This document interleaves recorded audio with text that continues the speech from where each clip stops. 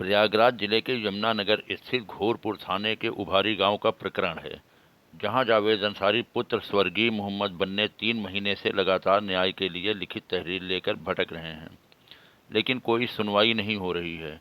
जावेद अंसारी और प्रधान के बीच सड़क पे कचड़े के लेकर 17 अगस्त 2025 को कुछ कहासुनी हो जाती है। उसके बाद 19 अगस्त को जावेद अंसारी पर जानलेवा हमला कर दिया जाता है, जिसमें जावेद अंसारी गंभीर रूप से घायल हो जाते हैं और थाने को शिकायती पत्र देते हैं। तहरीर के आधार पर आरोपियों की गिरफ्तारी होती है, लेकिन मामूली सी धारा 151 में पुलिस द्वारा चालान कर दिया जाता है। 17 अगस्त 2025 से लेकर 31 अक्टूबर 2025 तक में जावेद अंसारी के ऊपर अब तक 3 बार हमला हो चुका है, लेकिन अभी तक जावेद अंसारी को कहीं से कोई न्याय नहीं मिला।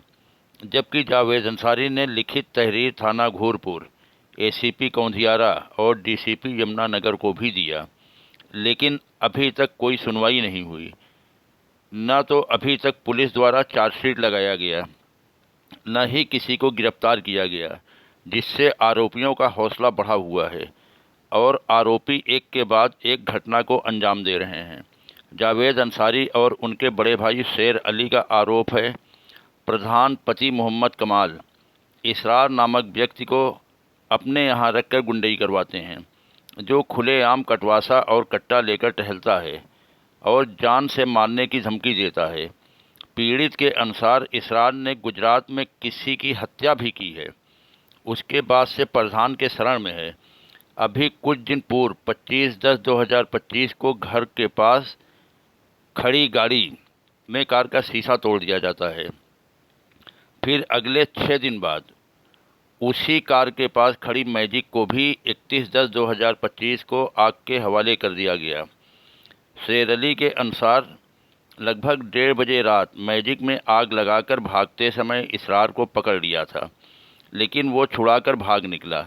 अब जावेद अंसारी और शेर अली मीडिया के माध्यम से शासन और प्रशासन से न्याय की गुहार लगा रहे हैं। साथ ही जावेद की मांग है, हमारी और हमारे परिवार के जान माल की सुरक्षा की जाए, आरोपियों को जेल भी भेजा जाए।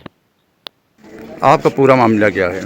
मामला है केवल कचड़े का एक छोटा विवाद था, जो कि अगस्त के 17 तारीख को हमारी कहासुनी प्रधान से हुई थी, जिसमें विवाद किससे था आपका? विवाद हमारे ग्राम प्रधान कमाल से, जो पेशे से पुलिस भी हैं, ग्राम प्रधान उभारी।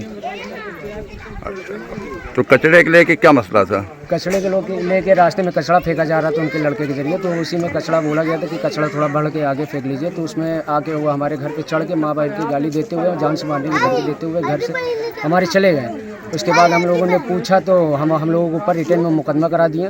मुकदमा कराने के बाद 19 अगस्त को सुबह मैं अपने घर से जा रहा था फार्म के लिए। उन्होंने बीच रास्ते में उनके जो 3 भाई और 2 उनके सह वाले हैं, मोहम्मद इसरार और मोहम्मद रईस, जो अभी सऊदी जा चुका है, उन्होंने बीच रोड पे हमें बिल्कुल मरा हुआ छोड़ दिया, जिसमें बहुत हमें चोटें आई थी। चाकू मारा गया था, लाठी डंडे लोहे के राडों से मारा गया था, हमको बिल्कुल मरा हुआ छोड़ दिए थे। तो इसकी सूचना कहीं लिखित में आपने प्रशासनिक में दिया? मैं लिखित में हर जगह जहाँ यानी होते हैं अधिकारी लोग, मैं हर जगह वहाँ पे लिखित में एप्लीकेशन दिया है, उच्च अधिकारियों को भी दिया है, RGRS भी किया है, पर उस पर कोई भी कार्रवाई अब तक नहीं हुई है।